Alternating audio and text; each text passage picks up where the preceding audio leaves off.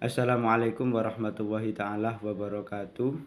Saya Ahmad Syadidul Akil, salah satu peserta pelatihan prakerja gelombang 69, tepatnya di kelas strategi pembinaan bagi calon manajer pemasaran. Di sini kami mau menyelesaikan tugas uji keterampilan.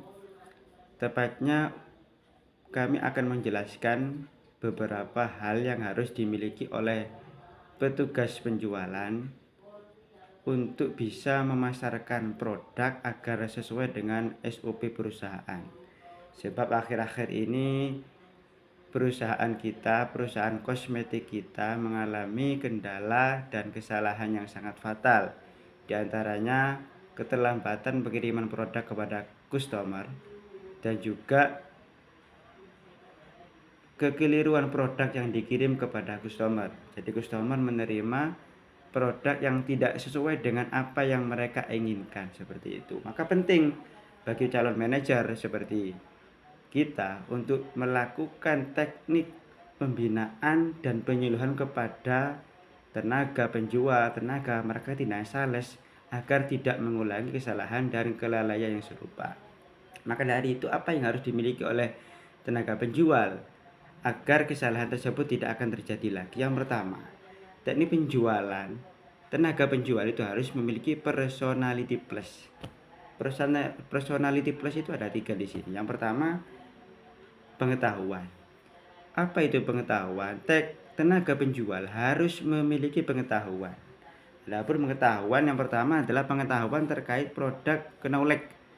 Jadi tenaga penjual itu harus mengetahui produk apa yang mereka jual. Jangan sampai penjual sendiri itu tidak mengetahui apa yang mereka jual. Ketika ada customer tanya, ini bagaimana, ini produknya apa, bertahan sampai berapa lama, kira-kira manfaatnya apa, kita tidak tahu. Ini sangat fatal. Bagaimana kemudian customer akan meyakini, akan membeli produk yang kita jual, kalaupun kita sendiri tidak mengetahui produk itu. Nah itu ya. Yang kedua adalah pengetahuan terkait target pasar. Jadi seorang penjual itu harus mengetahui target pasar yang akan mereka bidik itu siapa. Apakah orang dewasa, ataukah anak kecil, ataukah orang-orang yang sudah tua, ataukah orang-orang yang sudah berumah tangga, ataupun anak-anak yang masih remaja, yang masih jomblo. Kita harus mengetahui. Jadi produk yang kita jual ini targetnya kemana? Kira-kira nanti customer yang paling banyak dari golongan apa? Dan di situ kita harus mengetahui agar kita lebih mudah untuk bersosial kepada mereka, agar mereka kemudian mampu menarik perhatian mereka untuk membeli produk yang kita jual. Yang terakhir adalah pengetahuan strategi marketing. Jadi bagaimana sekira penjualan itu bisa menghasilkan laba yang cukup banyak, bisa menghasilkan profit keuntungan yang luar biasa bagi perusahaan, maka tentu harus bisa mengetahui tentang strategi marketing. Bagaimana sekira penjualan ini bisa mendatangkan omset yang banyak. Terkait dengan kita harus survei lokasi di mana kita akan menjual barang tersebut, dan bagaimana sekira produk yang kita jual bisa menarik perhatian mereka untuk mereka beli. Semisal kita adakan promo-promo yang mungkin akan memacu minat mereka untuk membeli barang yang kita miliki. Ini terkait pengetahuan. Yang kedua terkait keterampilan. Keterampilan di sini harus dimiliki oleh tenaga penjual, meliputi keterampilan pelayan DKS, salam, sapa, senyum. Penjual tidak boleh harus merenggut wajahnya. Penjual harus bisa menampilkan wajah yang sumringah, bisa menyambut setiap pelanggan, customer, baik apapun sikapnya, baik customernya wataknya keras, baik customernya sering bertanya, baik customernya diam toh introvert gitu nggih, ndak akan mereka ungkapkan ketika kita tidak tanya. Kita harus sabar, kita harus menerapkan 3S, salam, sapa, dan senyum. Yang kedua, keterampilan pendekatan terhadap pelanggan. Seorang penjual harus bisa mendekati pelanggan, harus bisa menarik hati pelanggan. Jangan sampai pelanggan kita itu kecewa dengan pelayanan kita terhadap mereka, pelayanan informasi tentang produk yang kita jual kepada mereka. Kita harus bisa mendekati pelanggan dengan membicarakan omongan-omongan yang memang diinginkan oleh pelanggan, yang memang disukai oleh pelanggan, sehingga pelanggan itu akan merasa nyaman ketika berbicara kepada kita, sehingga mereka bisa membeli produk yang kita jual. Yang ketiga, keterampilan pengolahan data pelanggan, baik pelanggan yang potensial dan non potensial. Lah, penjual ini harus bisa mengetahui, sales ini harus bisa mengetahui, marketing ini harus bisa mengetahui mana customer kita yang memang dianggap potensial dan non potensial. Maksudnya potensial di sini bagaimana? Maksudnya adalah customer yang kita ajak bicara atau yang mungkin akan membeli produk kita. Ini adalah customer yang akan membeli produk kita dalam jangka panjang, yang akan bisa mencari tahu apa saja produk ke depan yang akan kita jual. Mereka selalu mencari tahu, mereka selalu bertanya. Nah, ini harus kita manfaatkan, harus kita kelola, harus kita olah supaya customer tersebut tidak akan hilang dari permukaan pengelolaan bisnis kita. Kita harus bisa menarik mereka agar tetap tertarik terhadap produk yang kita miliki, sehingga mereka terus akan memantau apa saja promo produk yang akan kita jual ke depannya. Mereka selalu mengikuti. Nah, itu namanya customer potensial. Kalau non potensial, mungkin mereka hanya ingin mencari tahu saja apa produk yang kita jual di hari itu, dan mereka mungkin akan bersikap apatis, tidak peduli terhadap produk yang akan kita jual ke depannya nanti. Yang keempat ya, seorang tenaga penjual harus pintar memiliki keterampilan negosiasi.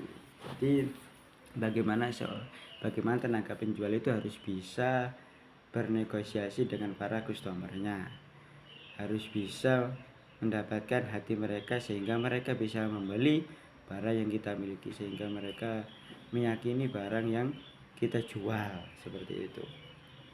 Yang kelima, seorang tenaga penjual harus memiliki keterampilan pemecahan masalah. Ketika customer itu datang dengan kondisi bingung, kita selaku tenaga penjual harus bisa memberikan penjelasan dan informasi yang akurat dan sesuai dengan keinginan mereka, sehingga mereka kemudian tidak akan bingung dan yakin akan membeli produk yang kita miliki.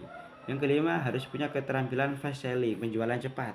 Ini harus bisa dimiliki oleh tenaga penjual. Bagaimana sekira barang atau produk yang kita jual ini akan habis dalam jangka waktu yang dekat, agar kemudian bisa menghasilkan keuntungan yang besar, baik bagi tenaga penjualnya, tenaga salesnya, tenaga marketingnya, atau kemudian nanti akan kembali keuntungannya lebih besar kepada perusahaan. Dan mungkin nanti perusahaan akan menaikkan gaji para penjual atau para marketing, para sales yang bisa melakukan teknik fast selling, penjualannya bisa habis dalam jangka waktu yang dekat. Yang ketiga, terkait personality plus yang harus dimiliki oleh tenaga penjual, yakni harus memiliki sikap kerja yang baik. Apa saja sikap kerja itu? Yang pertama adalah sikap disiplin untuk bisa membuka toko tepat waktu, disiplin untuk bisa memenuhi kebutuhan konsumen tepat waktu, seperti itu. Yang kedua adalah sikap tanggung jawab terhadap apa yang kita jual. Kalau memang nanti barangnya kok rusak di tangan pelanggan atas kelalaian kita harus bertanggung jawab, kita harus mengganti barang yang telah mereka beli, agar mereka tetap tidak kecewa terhadap produk yang kita jual. Yang ketiga adalah sikap jujur. Ini yang paling penting. Seorang penjual itu harus bersikap jujur, sehingga customer itu akan terus percaya kepada kita, akan terus membeli produk yang kita jual, karena kejujuran dan ketulusan yang kita miliki sebagai tenaga penjual. Jangan sampai kita menipu dan membohongi para customer.